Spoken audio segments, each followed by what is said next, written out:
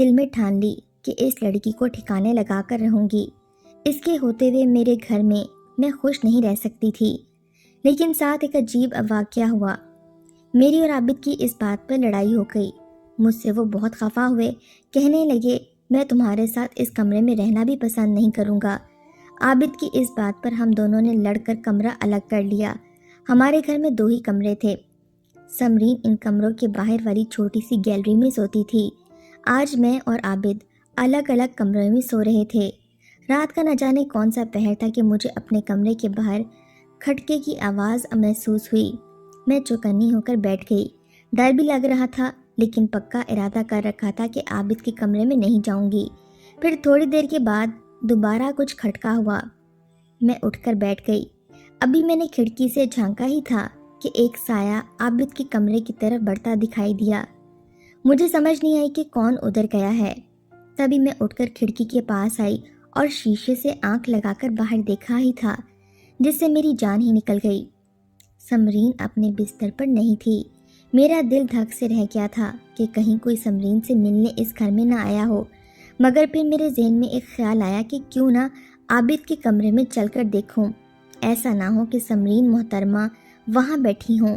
میں نے اپنے کمرے کا دروازہ کھول کر جیسے ہی عابد کے کمرے میں جھانکنے کی کوشش کی، اس کے کمرے میں مجھے سسکیوں کی آواز آنے لگی اور کمرے میں کچھ نظر نہیں آ رہا تھا۔ میں حیران پریشان ہو کر کمرے کے باہر بیٹھ گئی۔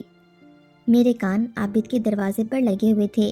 وہ عابد کے کندھے سے لگی رو رہی تھی اور بہت پریشانی والی باتیں کر رہی تھی۔ مجھ سے رہا نہیں گیا۔ میں کھڑکی سے یہ سارا منظر دیکھ رہی تھی۔ دروازہ کھول کر اندر آ گئی۔ عابد اور سمرین دونوں مجھے دیکھ کر چونک پڑے، مگر ان کی حالت میں کوئی فرق نہیں آیا۔ عابد نے سمرین کو گلے سے لگا رکھا تھا اور وہ اسے حوصلہ دے رہے تھے کہ تم کہیں نہیں جاؤ گی، بس میں نے کہہ دیا تو کہہ دیا۔ اب اگر تم نے اپنے بھائی کی بات نہ مانی تو مجھ سے برا کوئی نہیں ہوگا۔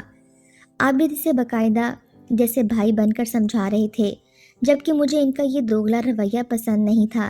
ایک تو غیر لڑکی کو گھر لے آئے، اجازت لیے بغیر اس سے بات چیت شروع کر دی، اور اب نوبت یہاں تک آ گئی تھی۔ میں نے اسی وقت نہ آؤ دیکھا نہ تاؤ اس لڑکی پر جھپٹ پڑی اور اس کے بالوں سے پکڑ کر اسے گھسیٹا۔ اتنے میں عابد آگے بڑھے۔ انہوں نے میرا ہاتھ روکا اور مجھے سختی سے ڈانٹ دیا۔ تمہاری ہمت کیسی ہوئی سمرین کو ہاتھ لگانے کی؟ تم کس قدر بے وقوف اور جاہل عورت ہو۔ ایک بار تم یہ تو دیکھو کہ یہ معصوم اور بھولی بھالی ہے، اس کا اس دنیا میں کوئی نہیں ہے، اور تم ہو کہ اس پر دوڑے چلی جا رہی ہو۔ عابد کی بات سن کر مجھے غصہ آ گیا۔ آپ کا کیا رشتہ ہے اس سے؟ آپ اس کے لیے غیر محرم ہیں۔ آپ کو یہ زیب نہیں دیتا کہ آپ اس لڑکی سے یوں بات کریں۔ اپنی بکواس بند کرو۔ عابد مجھ پر چڑھ دوڑے۔ چلو چلو دوسرے کمرے میں تمہیں ساری حقیقت بتاتا ہوں۔ عابد نے مجھے بازوں سے پکڑا اور دوسرے کمرے میں لے جانے لگے، جبکہ سمرین ڈری سہمی اسی کمرے میں بیٹھی رہی۔ عابد دوسرے کمرے میں آ کر مجھے سمجھانے لگے، میں تمہیں ساری بات بتاتا ہوں، مجھے معاف کر دو کہ تمہیں بتانے میں مجھے دیر ہو گئی، مگر حقیقت یہی ہے کہ میں سمرین کا محرم ہوں اور اس کی حفاظت میری ذمہ داری ہے۔ آج سے 3 سال پہلے میں کوئٹہ نوکری کے سلسلے میں گیا۔ وہاں ہمارے گھر میں ہمیشہ حادثے کا مسئلہ رہا کرتا تھا۔ گھر میں کبھی پیسے پورے نہ ہوتے، ہم 2 وقت کی روٹی بھی مشکل سے کھاتے تھے۔ اس لیے اماں نے مجھے کہہ دیا کہ تم کوئٹہ روزگار ڈھونڈنے چلے جاؤ۔ وہاں سے آج تک کوئی خالی ہاتھ نہیں لوٹا۔ امی کی بات ذہن میں بٹھا کر میں کوئٹہ شہر رہنے چلا گیا، مگر یہاں پر حالات انتہائی مختلف تھے۔ گھر سے باہر نکلنا، نوکری تلاش کرنا مشکل ہی نہیں بلکہ جان جوکھم کا کام تھا، کیونکہ یہاں زیادہ تر سردی کا موسم تھا۔ سردی اور پھر خشک علاقہ، یہ موسم میرے لیے بہت خطرناک ثابت ہوا، مگر اماں کی معصوم شکل یاد آتی تھی۔ مجھے گھر سے کام کرنے کے لیے نکلنا پڑتا۔ لاہور جیسے گرم علاقے سے ہو کر کوئٹہ جیسے سرد اور خشک علاقے میں جا کر میری طبیعت خراب رہنے لگی، مگر خوش قسمتی یہ کہ جلدی میری ملاقات فیروز خان سے ہو گئی۔ فیروز خان یہاں کا مقامی رہنے والا تھا۔ اس کے حالات بھی میرے جیسے ہی تھے، لیکن اسے کسی بات کی فکر نہیں تھی۔ فیروز خان ایک کمرے میں رہتا تھا جہاں اس کے ساتھ ایک بوڑھا آدمی بھی رہائش پذیر تھا۔ گھر کسی بوڑھے آدمی کا تھا۔ ہم اس بوڑھے آدمی کے لیے کھانا وغیرہ تیار کرتے، اسے کوئی نہ کوئی چیز کھانے کے لیے لا دیتے اور یہ ہمیں رہنے کے لیے کمرہ دیے ہوئے تھا۔ وہ بولا کھانا پکانا مشکل ہوتا ہے، اس لیے ہم لوگ اس کی مدد کر سکتے ہیں۔ خان لالا کی اولاد اسے چھوڑ کر چلی گئی تھی اور بیوی کی وفات ہو گئی تھی اور وہ بے سہارا رہ گیا تھا۔ ہم خان کا سہارا بن کر اسی کے ساتھ رہنے لگے۔ اس نے میرے آنے پر فیروز کو ایک اور کمرہ دے دیا کہ تم دونوں بھائی ایک ساتھ رہ لو۔ ویسے بھی ہم عمر لوگوں کی آپس میں زیادہ بنتی ہے۔ میں اور فیروز ایک کمرے میں رہنے لگے۔ 2 دن نہیں ہوئے تھے کہ مجھے فیروز کی عادتوں کا اندازہ ہو گیا۔ وہ اکثر کسی لڑکی سے فون پر بات کرتا۔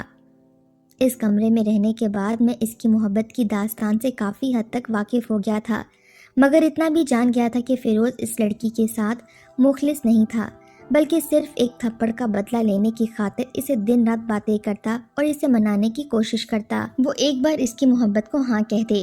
فیروز کو اس بات پر میں نے بہت سمجھایا کہ تم ایسا نہ کرو، وہ لڑکی بھی کسی کی بہن بیٹی ہوگی، مگر فیروز کو یہ بات سمجھ نہیں آتی تھی۔ ایک دن فیروز بہت خوش تھا، کہنے لگا مچھلی جال میں پھنس گئی ہے، آج میری محبوبہ مجھ سے میرے 4 دوستوں سے ملنے آ رہی ہے۔ اس کا گھٹیا انداز اور لہجہ دیکھ کر میں اس کی نیت سمجھ گیا تھا۔ پھر نہ جانے کیا ہوا کہ اس نے مجھے بھی بہلا پھسلا کر اپنے ساتھ ملا لیا اور کہنے لگا ہم لوگوں نے خفیہ ٹھکانے کا بندوبست کیا ہوا ہے، تو تم صرف ہمارا پہرا دینے کے لیے وہاں جاؤ گے، اور اگر تم کچھ اور چاہو تو کچھ بھی، مجھے کوئی مسئلہ نہیں، میں تو صرف اس سے بدلہ لینا چاہتا ہوں۔ میں اس کی گھٹیا سوچ پر حیران رہ گیا۔ کسی اور ارادے کے تحت میں فیروز کے ساتھ اس کے خفیہ ٹھکانے پر چلا گیا۔ تھوڑی ہی دیر کے بعد ایک اچھی سی لڑکی چادر لپیٹے کمرے کے اندر داخل ہونے لگی۔ فیروز کے دوست اسی کمرے میں چھپ کر بیٹھے ہوئے تھے۔ نہ جانے کیوں لڑکی کی آنکھوں پر نظر پڑتے ہی میرے اندر کا چھپا نیک انسان جاگ گیا۔ اس سے پہلے کہ فیروز لڑکی کو کمرے میں لے آتا، میں نے ایک جھٹکے سے لڑکی کو پیچھے کر دیا، اسے ساری حقیقت ایک سانس میں بتا کر وہاں سے بھاگنے کو کہا۔ لڑکی نے زہریلی نظروں سے فیروز کو دیکھا۔ فیروز غصے میں آ گیا اور اس کے ساتھی بھی کمرے سے باہر آ گئے اور لڑکی کے پیچھے بھاگے۔ میں نے بھی ان چاروں کو سنبھالنے کی کوشش کی، مگر وہ 4 ہٹے کٹے نوجوان تھے، میں ان کا مقابلہ نہیں کر سکتا تھا۔ بہرحال حالات کی نزاکت کو سمجھتے ہوئے ان لوگوں نے لڑکی کا دور تک پیچھا نہیں کیا، کیونکہ اس علاقے میں لڑکیوں کو چھیڑنا موت کو دعوت دینے کے مترادف تھا۔ البتہ میں اس لڑکی کو بچانے کافی دور تک آیا تھا۔ وہ لڑکی بہت رو رہی تھی۔ میں اس کے ساتھ اس کے گھر تک چلا گیا۔ میں جانتا تھا کہ وہاں جا کر اسے طرح طرح کے سوالوں کا سامنا کرنا پڑے گا، اور پھر وہاں جا کر وہی ہوا جس کا ڈر تھا۔ لڑکی کے باپ کو نہ جانے کہاں سے علم ہو گیا کہ اس کی بیٹی کسی لڑکے سے ملنے گئی تھی۔ وہ جان سے ہی مار دیتا کہ میں ایک بار پھر اس کی مدد کو وہاں پہنچا۔ اس لڑکی کو بچانے میں کامیاب ہو گیا، لیکن لڑکی کے باپ پر نظر پڑتے ہی مجھے اپنی آنکھوں پر یقین نہیں آ رہا تھا۔ میں انہیں حیرت زدہ نظروں سے دیکھ رہا تھا، جبکہ وہ بھی مجھے ندامت بھری نگاہوں سے دیکھ رہے تھے۔ انہوں نے مجھے اپنے گھر آنے کا کہا، مگر میں نے کوئی جواب نہیں دیا۔ میں سمرین کو لے کر وہاں سے واپس آ گیا۔ سمرین کو میں نے اپنے ایک دوست کے گھر پر رہنے کے لیے جگہ دی۔ میں نے سوچا کہ اب میں بھی گھر بار والا ہوں، کیوں نہ سمرین کو اپنے ساتھ ہی رکھوں۔ سمرین میری سگی بہن نہیں ہے، میرے باپ کی اولاد ہے، جنہوں نے کوئٹہ جا کر دوسری شادی کر لی تھی اور میری ماں کو دھوکہ دیا۔ حالانکہ میری ماں جو اپنے بھائیوں کی ایک ہی بہن تھی، اگر ان کے ساتھ کوئی بھی ناانصافی کرتا تو وہ اس کی ٹانگیں توڑ دیتے۔ وہ اپنی بہن کے معاملے میں بہت حساس تھے۔ تبھی میرے بابا دوبارہ اس شہر میں نہیں آئے، کیونکہ وہ جانتے تھے کہ اگر وہ واپس پلٹے تو ان کی بیوی کے بھائی ان کو زندہ نہیں چھوڑیں گے۔ ایک خاتون کے عشق میں گرفتار ہو کر اسے شادی کر بیٹھے تھے، پھر اس سے ایک اولاد ہوئی جس کے ساتھ اکیلے ہی رہتے تھے۔ ان کی بیوی اب انہیں چھوڑ کر دوسرے جہاں چلی گئی ہے۔ شاید ان کو قدرت کی طرف سے یہ سزا ملے گی کہ یہ آخری وقت میں اپنی بیٹی کی حفاظت بھی نہ کر پائے۔ میں نے تو بابا کو معاف کر دیا، لیکن اماں کی وجہ سے میں انہیں والد کا درجہ نہیں دے سکا۔ البتہ سمرین میری بہن ہے، یہ معصوم اور بے قصور ہے۔ ابا کی غلطی کی سزا میں اسے نہیں دینا چاہتا، اس لیے میں اسے یہاں لے آیا۔ اب میں اپنے ماموں کو یہ بھی نہیں بتانا چاہتا کہ یہ لڑکی میری بہن ہے، ورنہ وہ ضرور سمرین کو نقصان پہنچائیں گے۔ اتنا کہہ کر عابد خاموش ہو گئے اور میں حیرت سے انہیں دیکھنے لگی۔ انہوں نے مجھ سے کتنی بڑی حقیقت چھپائی۔ لیکن اس سب میں قصور شاید میرے سسر کا بھی تھا، لیکن سمرین بیچاری پر مجھے بہت ترس آیا تھا۔ وہ اب بھی میرے ساتھ میری نند کی حیثیت سے رہ رہی ہے، میں اسے بہن جیسا پیار دیتی ہوں۔ اب مجھے سمجھ نہیں آتا کہ میں سمرین کے لیے رشتہ کیسے تلاش کروں، کیونکہ سمرین کے لیے رشتہ ڈھونڈنے کے لیے خاندان کا بتائے بغیر رشتہ کرنا بھی ناممکن ہے۔ آپ ہی بتائیے اس مشکل کا حل کیا ہے؟ ہمیں آپ کی رائے کا انتظار رہے گا۔ شکریہ۔